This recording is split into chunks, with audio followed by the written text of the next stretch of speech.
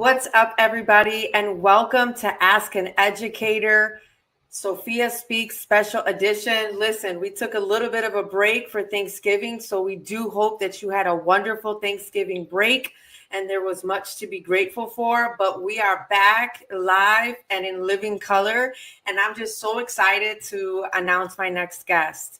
And so my friend that I'm about to bring up on stage is someone that I recently met in Philly, and I was just so excited to connect with her. She is an activist, a parent advocate, and definitely a disruptor. I'm excited to have a robust conversation with my girl, Maritza. Without further ado, let's just bring her on to the stage. Maritza, come on through. How are you, girlfriend? Hola, I'm great. How are you? You know what? We just out here. I really feel like that's what we're up to right now because we're trying to wrap up the end of the year and just gearing up for 2024. Absolutely. So many things have happened for many of us this year, and so many wonderful things are happening at the beginning of this coming new year. So I'm excited. Yeah, absolutely. And, every now and again in life, you run into folks and you say to yourself, you know what? This is a kindred spirit. This is someone that I could vibe with and I can hang out with and collaborate with. And when I met you at the Latino Pennsylvania Convention, I said to myself, man, I want to connect with this woman because she is just a sweet spirit, has really good energy, and is doing some incredible work. So thank you for being with us today. You're very welcome. I mean, I felt the same way. I have been looking forward to the Pennsylvania Latino Convention for the past 3 years now. And I saw you on a panel. And then you came into one of the workshops, the one specifically talking about bilingual education. And then you and Dr. Randy were sitting behind me. And then some of the conversations that started happening, I was like, yeah, I can talk to her. I love it. I love it. And that's just so awesome that we get an opportunity to travel. And we'll talk a little bit about our travels and like being a traveling woman, Latina speaker and wanting to enter that space. But first, tell the people a little bit about yourself, who you are, your cultural landscape. Who are your people? Who are my people? My people are originally from La República Dominicana, Dominican Republic. Both my mother and father from Dominican Republic, born and raised. I was born in Brooklyn, New York. Then my family situation changed and my mom moved me and my sister to North Jersey, to Passaic, New Jersey. That is where I consider myself having been raised. And then I moved to Philadelphia in the very early 90s. So I became an adult in Philadelphia. And while here, I'm the mother of 5 children, the grandmother of 2 little boys, one 4-year-old and one about to be 4-month-old. I'm a wife, a daughter, a tia, a cousin, and an all-around vocero, which is a person that speaks. I just speak. I speak my truth, and I help others develop their voice. I love that. And apparently a woman who could burn, as my dad likes to say, someone who could cook in the kitchen. And I'm manifesting. I will be at your kitchen table one day. Yes, I will. And I will have some of your delicious food that I know will represent your cultura from here all the way to your ancestors. And I am excited about that plate of food. I keep talking about it, and I am not playing with you. Okay? I've done it. I'm known anyone that has come to visit that have blessed our home. I cook. I just say, look, I can show you a nice restaurant. I can take you to a nice spot. It's not going to break your pockets, but I can also cook. And that's how I show my love. I love that. Can you tell us like one of your signature dishes that you make for your family and friends? Oh my gosh. Anything. Well, for us Dominicans, we call it moro de guandules. Okay. Or moro de habichuela. Uh-huh. And specifically pollo guisado. Oh, sí. Or bistec cebollado, which is pepper steak.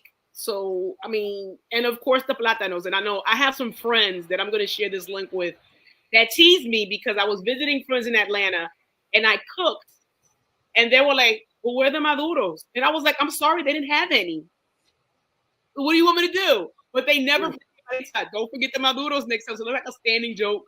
You know, they're always asking me, where are the sweet plátanos? I was like, stop. That is hilarious. It's similar to like the Puerto Rican menu. Absolutely. Is what I'm hearing. Yeah, the pollo guisado, the plátano, that's very similar to the way that we cook as well. That's just an aside. But I'm just excited to one day sit with you. But tell us your profession. I mean, I know you had like a lot of cool experiences. As I was looking at your LinkedIn earlier this afternoon, I was like, man, she's been in some really dope spaces like parent advocacy and translation and just really doing some incredible work. Tell us about your journey and who can you credit? Oh my gosh. I first credit my mother. Because like many families in which we were first generation or even second generation of parents or guardians that came to this country not speaking any English, their children automatically became their translators at a very early age. I mean, very early age. So as soon as I was able to articulate things and be able to translate things, that is what my sister Marisol and I have done for our mother to this day. And you transition from translator to then secretary. And then, you know, secretary to then advocate. So at a very early age, that happened for me. But then I made a promise to myself that once I had children, that I would be as involved as possible in their educational careers, because my mother, because she was a single mother, my dog is over there tearing up a box. I'm sorry. My mother had to work multiple jobs. So she wasn't able to go to all the after school activities. I have been fortunate enough to have the types of jobs that permitted me to be able to be a part of my children's school lives. And when my second son, Elijah, was in high school, I was approached by a gentleman who is my mentor, Mr. Winslow Mason. And he said, can I have a conversation with you? And that started my role in being developed as a parent leader, because I've always been involved, but I never really like spoke up or spoke in front of people to that extent. And he had a conversation with me to find out what I'm passionate about, what my strengths were. And that's how it started. And to this day, that is something that the one-on-one is an amazing thing when it comes to advocacy and parent and community engagement, is being able to speak with people, listen to them, and develop that foundation of trust. Because once you have that trust, no matter what happens, you can call them and they'll be there for you. Because you know what? I know Maritza, I got to know her. She got to know me. She asked me to speak up about what I feel strongly about. I'm there. I love that. And that's so powerful to really be able to step into those roles that really promote this idea of equity and amplifying voices that would otherwise be silenced or snuffed. I just love that. And with that being said, this follow-up question, why the concentration on specifically the Latino community? Why did that really become like one of your niches? It was for me because I came across so many people, along with helping my mother and any other family members. It was neighbors. It was the parents of classmates that also needed someone to help them. I mean, I got in trouble a couple of times. I mean, I remember as a teenager, I'm hanging out with one of my girls and her mom asked us to go to the supermarket. My girlfriend, Andrea, she's African-American. We're in the supermarket line and there's a woman in front of us. I knew she was Latina, and she started making derogatory comments about me and my friend. Mind you, the lady did not realize. She assumed that I was not Latina, that I didn't know any Spanish. So I'm listening to this woman talking under her breath, saying things, and I was 16. I had a lot of mouth, And I told my girlfriend, "Do you know what she said?" She said XYZ, and my girlfriend turned around. The lady looks at me, and I said to her in Spanish, "Next time, la próxima vez, Ten mucho cuidado. Be very careful. Do not assume Right. that we don't understand you, because we come in all shades. Yeah. All shades, all hair textures. I've never fit what some may see as the stereotypical model of what a Dominican woman looks like. You know, with the hair blown straight or flat ironed, a lot of makeup, you know, the svelte, you know, physique, you know, the tight fitting clothes. That was never something I was never comfortable. I was always in my jeans and sneakers, a hoodie like I got on now. I was always comfortable. Right. But thanks to my parents, I'm fully biliterate. And that's so powerful. And that's such a gift that a lot of second gen students and family members like don't have. And I've mentioned this in former podcasts. It really nestles in this area of language justice and how language for many of us within the Latinidad, how language was taken from us because of the messaging and the narrative that was told to our parents when they migrated to their respective countries, países, islands, all of the above. This is an example. My mom came from Puerto Rico when she was about 7 or 8 years old. And I use this story a lot when I speak on language justice. And even though PR is a commonwealth, a lot of Puerto Ricans, especially within that era, it was the Great Migration in the 1960s. And my parents were part of that. My grandparents were part of that whole like shift and flux. From the island over here to the city of Chicago.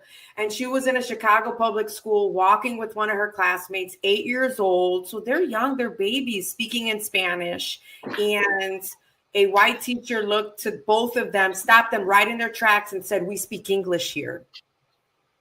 We speak English here." And the same messaging was told to my father when he came from Mexico, when he was 4 or 5. And so guess what happened to my brother and I speaking Spanish in the home? It was lost. Yeah. They didn't want to teach us Spanish because that was not the messaging that was given to them growing up. And so there was this fear. No, you have to assimilate.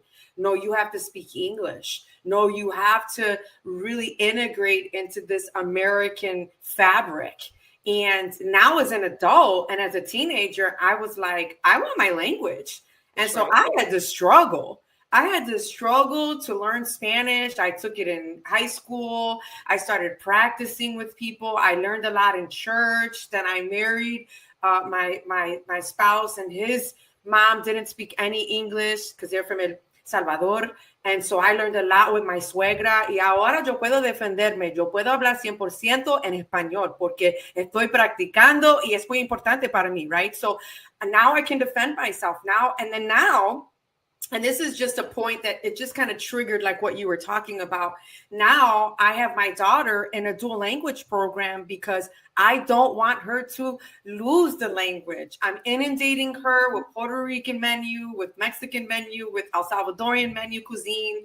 She's speaking Spanish in the home along with my son. I have my suegra that lives here. And so they're speaking Spanish. There's multiple levels of like exposure to the language. And sometimes she's like, "Mom, it's kind of hard. Like I'm learning science in Spanish. I'm learning math in Spanish. And there are certain terms that I don't know yet." I'm like, talk to your teacher. We'll practice them at home, and you're welcome. Because a gift.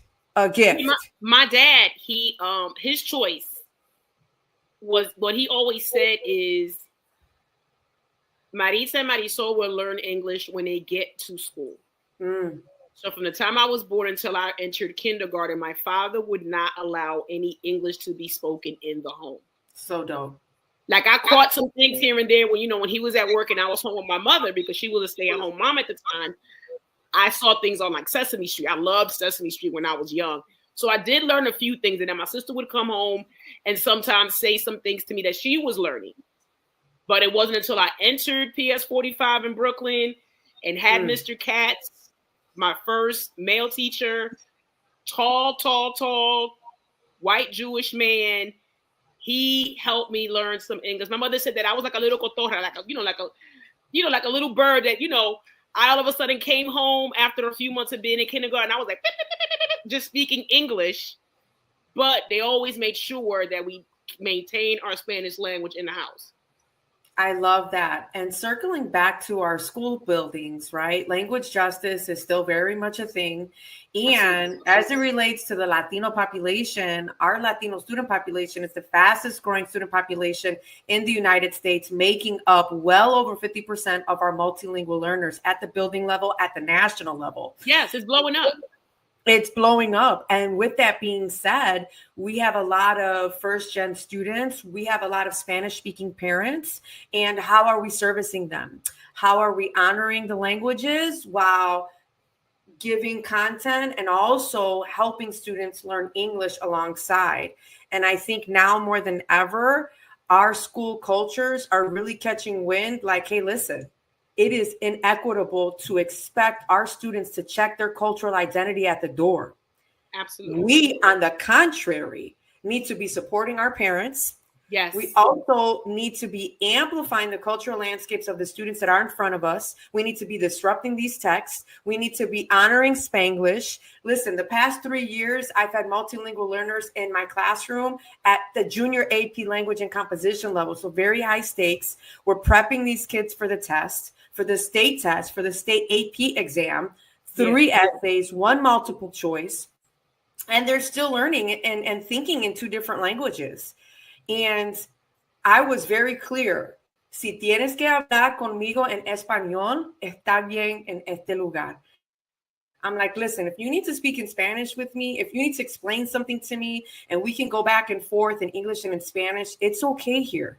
It's all. And for many of them, that was the time that it has told them that. They're like, I can speak in Spanglish? Yeah, because I speak in Spanglish. Listen, right? I went on a social media rant a few years ago because I found out that it was like 3 years ago. You know, it was like at the height of COVID or just getting over the heights of the shutdown. And I was formerly a secretary at a district school here in Philadelphia. I had a parent withdraw her child. Her child was either a kinder or a first grader, from what I remember. She withdrew her child because she did not feel comfortable with the fact that although they put her child in an ELL class, she was not allowed to speak Spanish in class. Wow. And that bothered me. And she said, I need my child to retain her language, so I'm transferring her out.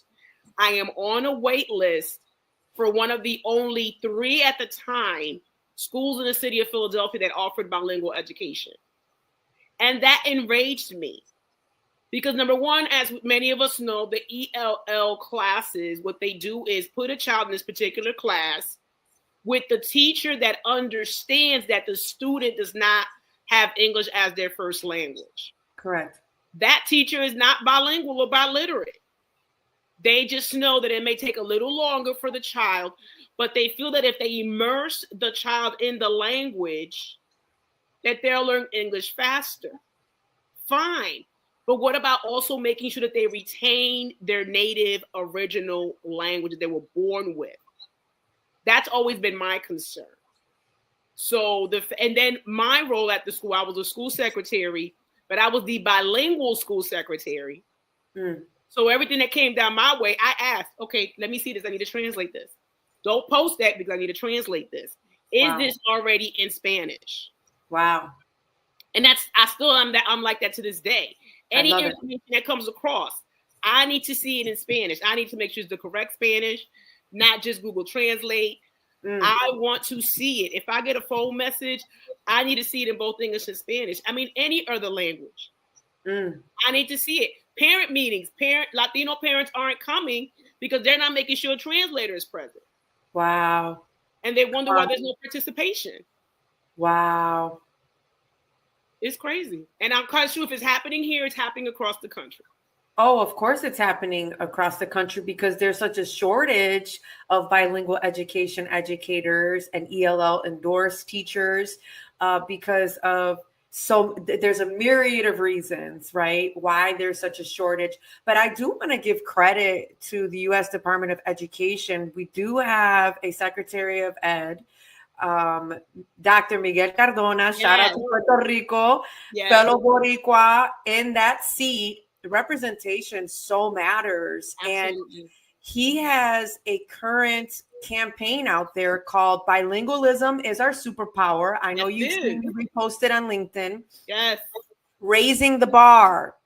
And to his credit and the credit of his administration, when I get there in January as a school ambassador fellow, you best believe that your girl is going to be riding on that coattail.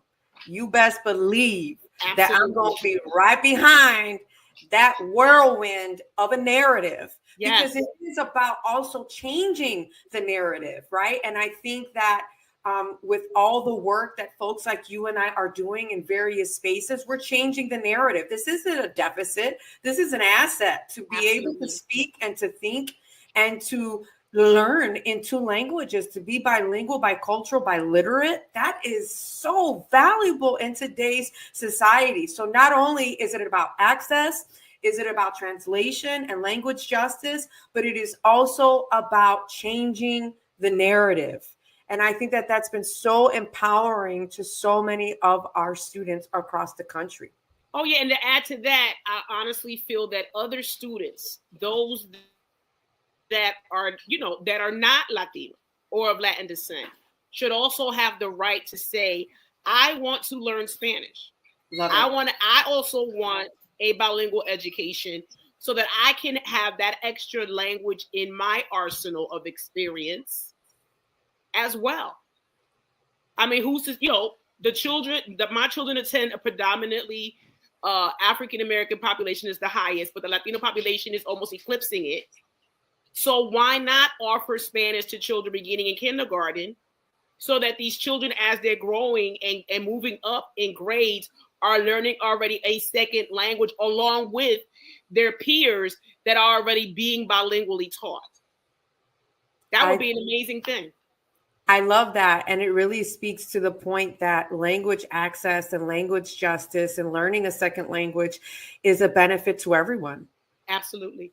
I think it's such a benefit to everyone, but there is such a need right now for more qualified bilingual educators, ELL endorsed teachers that are coming in already with multiple languages in their toolbox. And I know that that's not easy to come by, but what are we doing to incentivize, right? What are we doing to make the pathway to have access to these?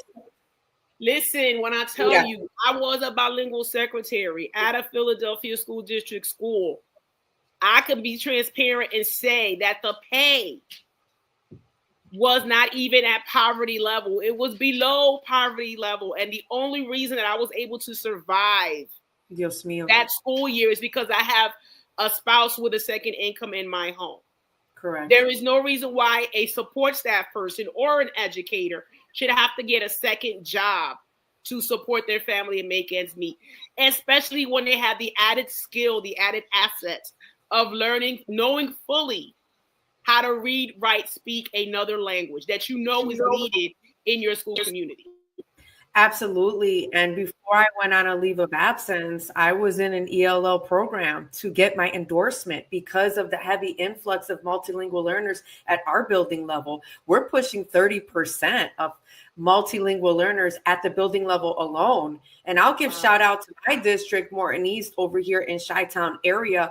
We have one of the most credible bilingual education programs in our area. Folks come to us for WIDA training, for bilingual education, best practices and classroom strategies, for culturally responsive pedagogy. Like, we're the bomb. Why?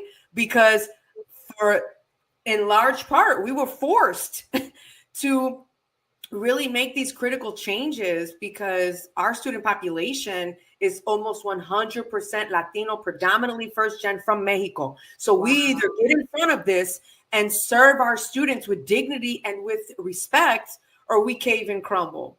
And a lot of districts, a lot of school leadership, they need to make these critical choices. This isn't just an add-on. This is a priority. Absolutely. Do you remember the educator that gave that workshop at the convention, Ileana Acevedo? I spoke with her and I said, listen, what support do you need so that more schools in my city are offering bilingual education? She was like, I need some people to make some noise at the district. And I was like, sign me up. I will make that noise for you. She was like, it's just me. She said she is the only person that at this time that is able to go to a minimal number of schools to incorporate this bilingual curriculum. But if she had the support and the school district felt the heat from all the Latino families in the city of Philadelphia saying we demand this in more schools that are accessible and easy to get to without having to go across town or be put on wait lists, it'll be easier for these families and these children to maintain this second language. I love that. But it is going to take a rally cry. It is going to take a clarion call. And as I mentioned, in the US DOE in Washington, D.C., they are catching wind that this is a critical issue that we need to get in front of.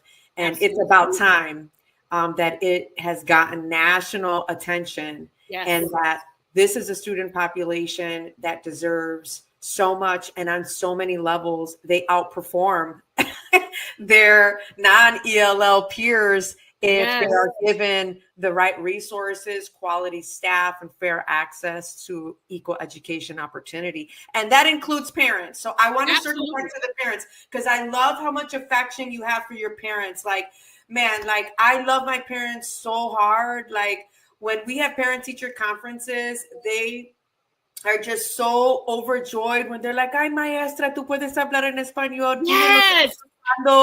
Con mi hija, con mi hijo. They're like, oh, teacher, we're so glad that you could speak Spanish. Translation. Tell us, how things are going with our daughter, with our son. And, even though like my professional Spanish, I would say is equivalent to like a 20-year-old, I do my best. And I work so hard at like, just explaining things in Spanish and making them feel comfortable. And some of them have literally cried in my classroom. Yes. For feeling seen, for feeling heard. I have a big Puerto Rican flag. I have a big Mexican flag. And I like to tell my parents, like, this is where I'm from, but I know most of you are from Mexico. So the students, to include your child, love to see their flag in the room. And they're like, yes. Ay, qué rico, qué bueno. Gracias, maestra, por su presencia. And they're just so grateful. Yes. Talk to us about your strong affection for our parents and why you have literally chosen to travel the country advocating on their behalf. Listen, because it's not even the translation piece. It's not even just providing something on a piece of paper in Spanish. Many schools are not asking families, are you even literate in your native tongue? So the fact they may not be able to read what's sent home in Spanish or the text message or the email, but if they can speak with someone, that is where the emotion comes up. That is where it's like, oh my gosh, there's someone here that can speak to me, that can answer a question. Yeah. I mean, I was actually told, Sophia, in my role when I worked at the school, to take off my advocacy hat because I was helping some families in English and in Spanish. And with people that do not have a second language in their life, I need you to understand that it can take twice as long to have a conversation when you have to translate information. So please be mindful of that. When you're requesting to speak with a family, when you want to make that phone call, when you want to have that meeting, when you want to give that presentation, it may take twice as long if the person that is speaking has to then translate. Wow. Because not every person can read. My mother is the first one to say that she is illiterate. She says, yo soy analfabeta. Why? Because my mother did not go beyond the grade of third grade in Dominican Republic. So for her, she does not feel that she is intelligent enough to be able to read something fully in English or in Spanish. A woman that's going to be 75 years old, that has bought and sold property in this country, that has AAA credit based on her hard work, the sweat on her brow, but she still to this day does not feel that she was educated enough. And that is why education for her was such a strong thing for her children. Wow. She's like, you're going to do well in school. You're going to behave in school. You are not going to give me a reason to leave my job to handle something regarding you or your sister's discipline, because you know what's going to happen. You will get in trouble in school and you're going to get severely disciplined at home. So we made sure that didn't happen for her. Wow. Wow. And I'm sure that during COVID, my goodness. The calls, the people not understanding how to get on, what is a Chromebook? Right. Access. Señora Maritza, how do I log in? What is Wi-Fi? What is all this? They don't. Yes. That's what it was like. So it took, just like imagine for all the folks that speak English, right, computer literate, parents had to learn how to log their children into Google Classroom. Right. What about the families that did not speak any English and they just wanted some help? It was, it was hard. It was very hard. That's why when I could give you a quick story about when I traveled to Texas. I spoke at, I believe it was Houston ISD school board meeting. I purposely started my testimony in Spanish. Wow. Purposely. And then when I was done, I said exactly in English what I said in Spanish, which was, do you understand what I'm saying? Are you confused right now? Do you feel uncomfortable because what's being said you don't understand? Well, this is how the families feel when you don't give them the courtesy and respect of speaking to them in a language they can understand. And all those folks are just like, whew. And sometimes that's what it takes, a shock factor. I'll be that shock factor. I'll be that mouth. But I have a reason behind it, a purpose behind it. And I can help you then implement what is needed to improve the communication between your school community and your families. Because that's what's needed. If you don't have that, you will not have a successful school year. I love that. And the fact that you are just like going in and giving that theatrical, dropping the mic factor so that folks can really feel firsthand what many of our families are feeling. And as we mentioned, just with an example of COVID, there was a digital divide. There was a language barrier that really was exacerbated in the midst of COVID. And to your point, I was even struggling trying to figure out my daughter's login and sign in. And I'm a teacher whose first language is English. Thank you very much. Yes. Exactly. That is exactly how it is. And I just really think that we have yet to understand the power of untapped collaboration with our parents. Oh my gosh. I think that we still have so much to learn with like parent connections and liaisons and really making them part of our team versus someone to just kind of like report to or to give a few announcements to or to let them know when their child was acting up. And for the good teachers, oftentimes the good ones call home with good news, which we should do just as much as the bad news. I digress. But man, to get a parent to be part of your team to make sure that their child is successful is so underrated. And I think absolutely right. Parents will be your number one supporter, your number one cheerleader, the person that will go speak and say the things that some of the educators are afraid to say for fear of retaliation. I'm that parent, and I enjoy and I love it when I see another fellow parent say to me, you know what? I like what you said, Maritza.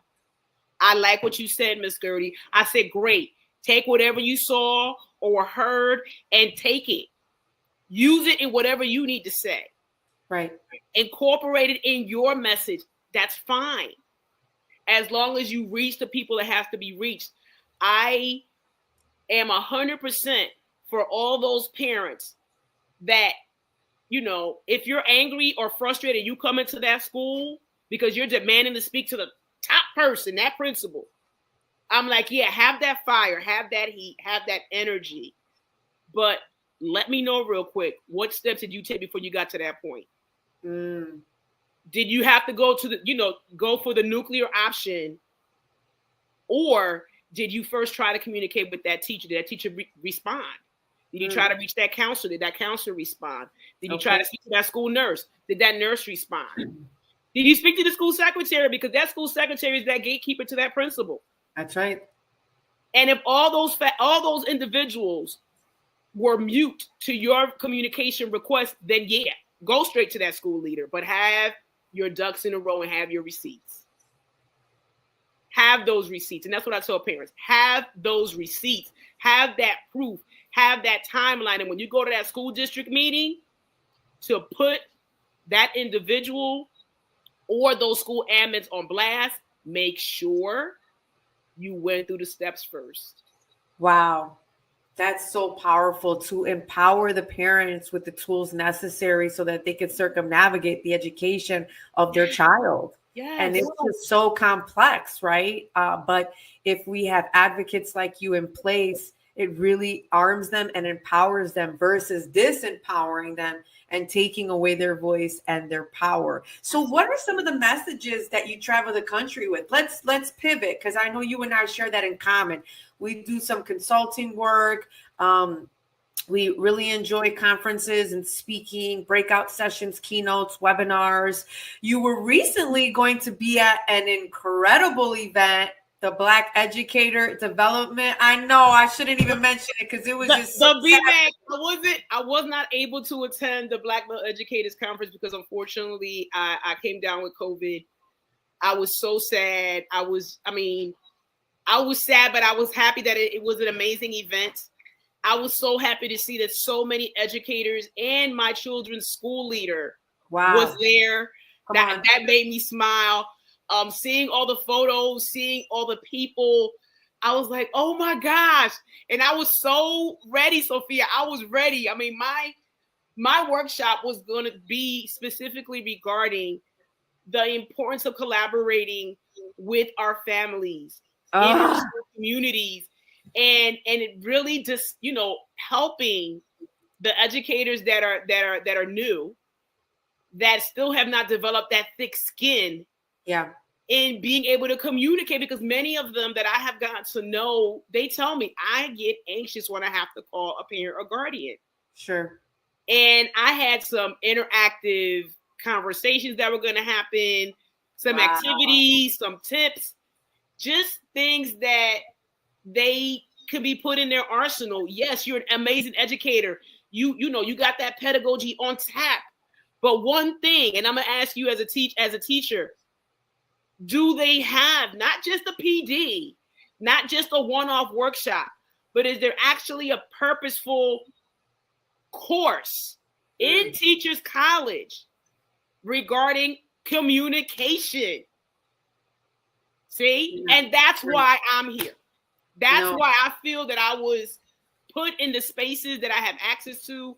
That's why I feel that the opportunities that I have been given have given me the bandwidth, the connections, because I feel I'm a connector, to be able to have these conversations, because I'm a parent. I'm still a parent. I still have little ones.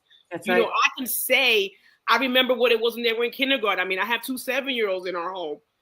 I have 2 grandsons. My 4-year-old's about to be 5 grandson, and he's going to go into kindergarten. I'm going to be that Gigi, because mommy's still abuela, because she's still with us. I'm going to make some demands. I'm going to put those people on task.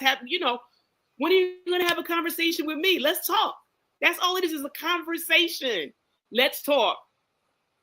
How do you approach a parent? Do you just only call them during back to school night? Only during report card conferences? Or are you purposeful in your planning in saying, I have this many children this year. I'm going to make it my business to reach out to them in whatever form they prefer, whether it be a text, an email, a phone call. What is your method of communication you prefer? Can we have some time to talk so I can get to know you? Because a lot of the times, the way a student is behaving in school is a result of what happened the night before or that particular morning. But if you have that communication with that family, all it takes is a quick text. Listen, I noticed that, Jackie or Michael, they came to school kind of tired today, or they're kind of irritable. Is everything okay at home? But you have to establish that trust. You have to And that is why I emphasize the importance of the conversation in one-on-one. Wow. And to your point, and how critical your message is as you're traveling throughout the country, it's hard for us as teachers. And I could be the first to testify, to establish a connection with our students literally takes us all year. In addition to that, we're teaching to this content. In addition to that, we're answering to the expectations at the building level. So Yes. to add that parent piece, oftentimes, and I'll be the first to admit, is overwhelming. It is. And we want to, figure out a way to communicate with our parents. But I think, to your point, and that's why your workshops are necessary, and your narrative and your messaging is very critical, because we do need tips, and we do need tools, and we do need to embrace the fact that our parents are part of the school year too. Yes. And so we need to figure out a way to effectively communicate, to stay in touch, and to make them feel like, hey, listen, I'm not teaching your child in silo. I'm not isolated here in the school year. I invite you in, and I want you to be part of this team, because you know your child more than anybody in the world. And I actually need you more than you need me on so many levels, right? Oh, yeah. Oh, yeah. Absolutely. That's why family engagement is critical. It should not be something that is redlined as far as a school's individual resources for the school year. If there is a person that can be hired, or that the district can send, fight for that person. Ask that person be at the school more than just once a week or once every 2 weeks to establish those connections, because that can be the middle person. That person's role is to facilitate engagement and create those relationships, to help make sure that person is paid equitably for their talents, because it takes a talent to be able to talk to people. It takes a talent to be able to connect. And, do not take that person for granted, and do not redline them for the next school year's budget. Say, no, we actually need more, because we need that person here all year round to help that school leader and to help those teachers and families be able to communicate effectively. I love that. And recently, last year, I did a keynote for a nonprofit organization called LEAF. I could give you the information. They're all over LinkedIn too. They really focus on parents. They're parent advocates. And I did a whole keynote in Spanish, and it was with the parents. And one of the tips that I gave the parents as one of my best practices is, do you have access to a parent coordinator at your child's school? Is there any individual that is in place that is specifically their role is designed to work on your behalf, to be your liaison, and to connect you to the resources that are readily available if you know where they're at the building level? And they were just so grateful for that tip. Like, who's your parent coordinator, your parent liaison? And I hope that more and more school buildings would have at least one. We have one. I mean, servicing 3,000 students and parents connected. Yes. But at least a point person, because it's that important, right? Absolutely important. I mean, I guess I was spoiled. One of my former roles was working for a charter school company that is very big in Philadelphia called Mastery. I worked in Camden for Mastery Schools of Camden, and I was their community advocacy manager. Mm-hmm. So it was my responsibility to be that liaison, that middle person between the school and the community, and to also, expand the footprint of the school across the city of Camden, New Jersey. I'm very proud of the work I did there, because I got to know many, many families, many educators, many school leaders, district and charter school alike. And that role, I guess I felt spoiled, because they used to also have a family engagement role for every school under that charter. I know it's very different for district schools, but it's something that you have to invest in your people. You have to invest in your families. And when families see that an investment is being made to make things better, they will be there and more supportive and participate more as best as they can to their ability, be a part of that school community as well. I love that. And I think that that's such an important message. And I'm just so grateful that you're passionate about it as a parent and as an advocate. Our school system continues to need so much of that at not only the building level, but at the national level. Yes. So here's a question for you as we're wrapping things up here. What's your vision for the future professionally right now? My vision is to continue spreading the message, the necessary message of making sure that communication with families is given to them in a language that they can understand, regardless of what that language is. Because aside from the need for better communicating in different languages, I feel that the communication should also not be so teacher speak heavy. You know, with the acronyms, you know, families don't understand all of the acronyms. Families may not understand fully what pedagogy means. You know, all of these things, you know, give it to them in layman's terms. And make sure that you have that, if you have that delicate conversation, you can find out if a family is able to read. Because they, even the English-speaking parents, many of them may not have the life, the gift of literacy in their world. Yeah. And it's not their fault. I mean, even now there's so much, right now the buzzwords are the science of reading. A lot of people, you know, I'm Generation X. I know people that are my age that still are not beyond a 6th grade reading level. Wow. And they're in their 50s. So, and it's been generational. So we have to really be empathetic and delicately ask, you know, is there a reason why, you know, you haven't been responding to the emails, or you haven't, you know, signed these forms or filled them out? Can I help you fill them out? Wow. You need someone to explain it to you so they can be filled out, you know, for you. It's very delicate asking someone that question. A very sensitive nature, a very sensitive question. Yeah, it is. And to your point, my grandmother went to school up to 3rd grade as well. And so my mom really broke the mold there with her getting a college, you know, Yes. college I was degree. the first one in my family. So she was the first. She was first generation. You know, and so I think that that's so important for us to consider these truths and these realities for many of our families. So I love your vision for the future, man. We definitely need that because our parents are depending on us. I'm going to transition a little bit as we near the end. We'll get a little bit lighter here. I got some fill in the blanks for you. So fill in the blank for us. What I really desire for our communities of color are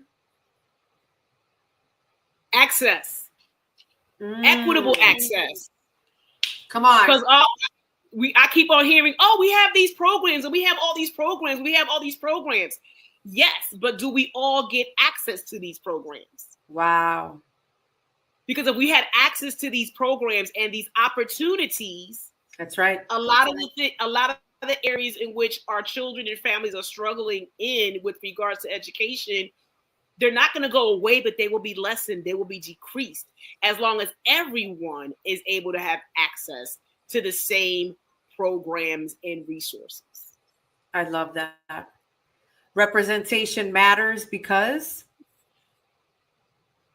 we are more keen to listen to someone that looks like us, someone that's come from the place where we have come from, someone that understands and respects our similarities and appreciates our differences. So that is why, you know, Black and brown and indigenous educators, support staff, it's extremely important in the educational career of our children. Absolutely. And there's data and research to prove it. So now we've got data to back this up. That's right. Last fill in the blank. Stronger parent connection will happen when we make the schools more welcoming. Wow. There are still too many schools in which a parent or guardian walks in the building and they're not treated with respect. Dang. Woo. Right there, we could just leave it right there, because we need to create safe spaces for our students, but we also need to create safe spaces for our parents. Absolutely. Oh my God. Absolutely. Dang. Wow. That was so just like resonating on like, whoa. Right there. Absolutely. All right. We're gonna have fun here. This is it right here. And then I'm gonna cut you loose. I call this rapid fire. I love this part because it really shows like where the guest is coming from and what they gravitate towards. So this is something like it's either this or that, right? So it's not, something that you could really think about. It's just quick. And I know you've seen it with some of my other. So let's see. All right. So first category is sports. So we'll start with sports.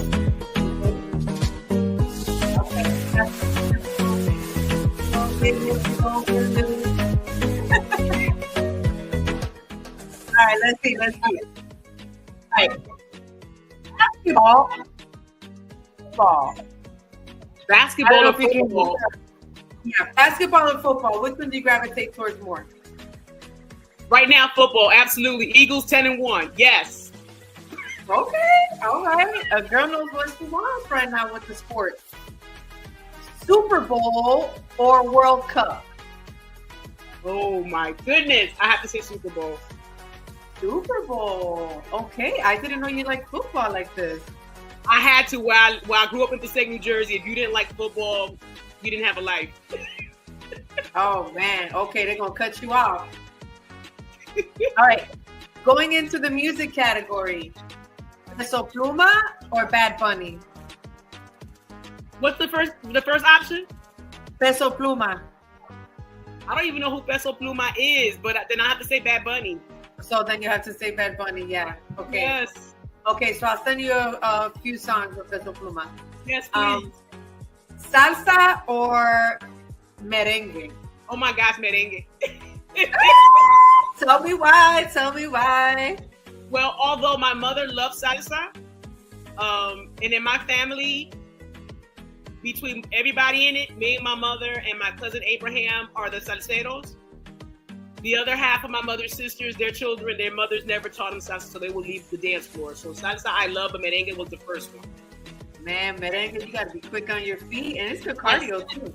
Yes. I love it. Okay. Let's see.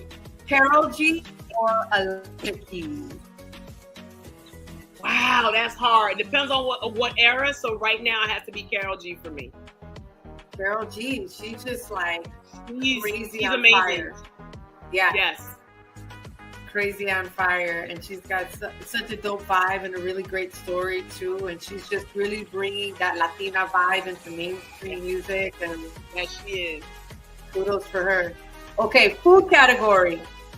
Back to the food, and I'm hungry too. So every time I do this, it's like I get hungry just talking about this category.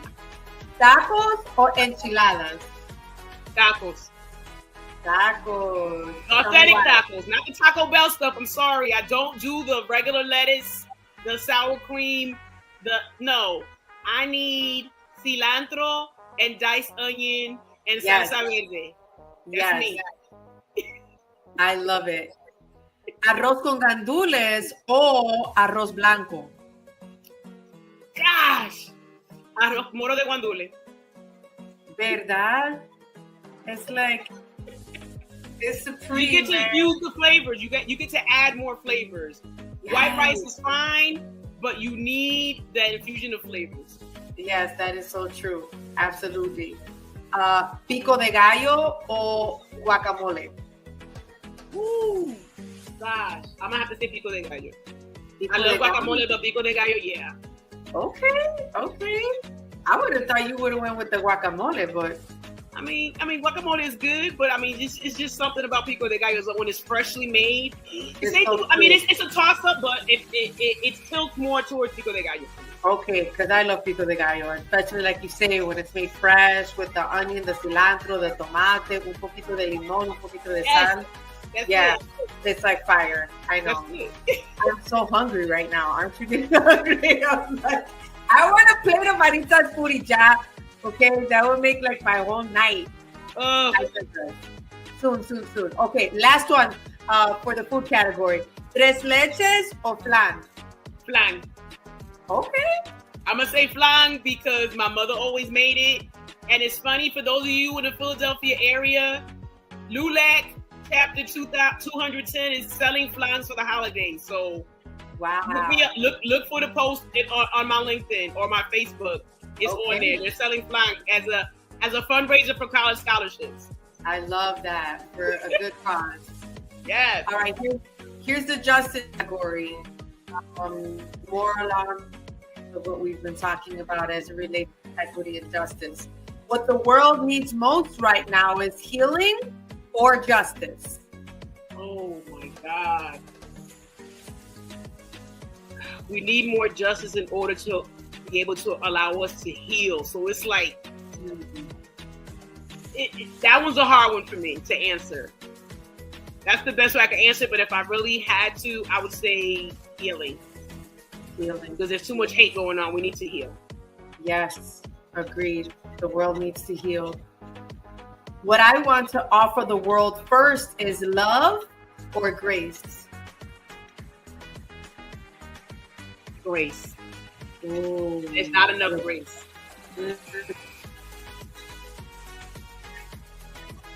I love that. Like, whew. Well, we have gotten to the end of the road. This was so much fun, Maritza. I am so grateful that you hung out with us today. I'm so grateful to know you. Thank you for existing. And where can we find you on social media? Oh my gosh. I'm on Facebook, Maritza Guridy. I'm on LinkedIn, Maritza Guridy. I'm on IG as Miss Guridy. I'm on X, Miss G for Philly Education. I am on TikTok, and I also have a podcast, Looped In with Maritza. Yes. I'm out there. People can find me. On social media, I'm an open book, and I do respond to DMs and emails and things of that nature. Man, well, thank you so much for your words of wisdom, for your work in the field. And I'm going to manifest this here. Okay, as I pray, visualize, and manifest, we're going to be speaking together soon. We're going to be on a cruise soon. Okay, yes. In February, we're going to hit the air and the sea. And I'll be keynoting and you'll be joining. And I'm just so looking forward to that experience with you. But thank you, Maritza. We will see you soon, and continue the work. Ir adelante, con fuerza, fuego, con amor y gracia. Muchísimas gracias a ti. Mucho cariño y muchos besos. Thank you so much. We'll see you soon. Bye-bye.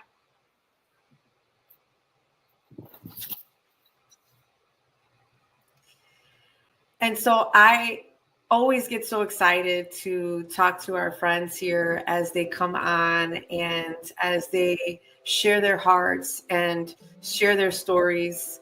For me, it's just always such an honor to hear from them and to just hear from their hearts.